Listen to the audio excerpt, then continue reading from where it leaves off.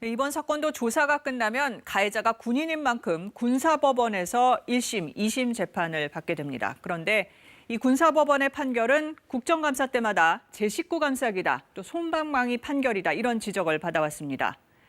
이 국회 군사법원 개혁 문제가 안건으로 올라와는 있는데 이번엔 제대로 논의될 수 있을까요? 이철호 기자가 보도합니다.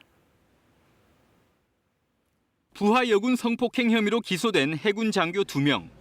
1심에선 징역형이었지만 2심에선 무죄였습니다.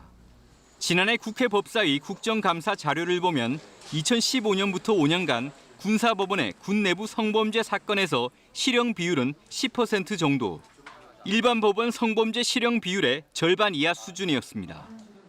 이런 솜방망이 처벌은 국회 국정감사 때마다 지적되어 왔습니다.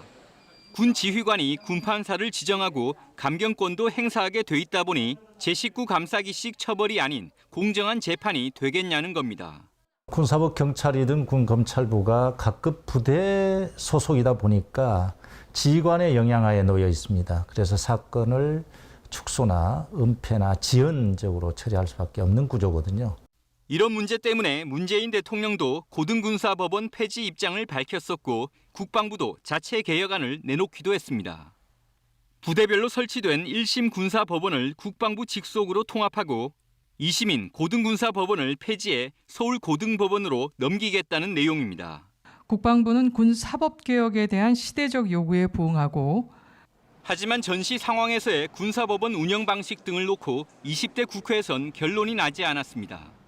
21대 국회에도 3건의 법안은 올라가 있지만 논의는 채 진행되지 못한 상태입니다. 방산과 관련된 군사기밀과 관련돼 있는 군사범죄들 이런 것들을 제외한 성폭력이나 일반 범죄는 민간 사법체계로 다 이양을 시켜도 큰 무리가 없다.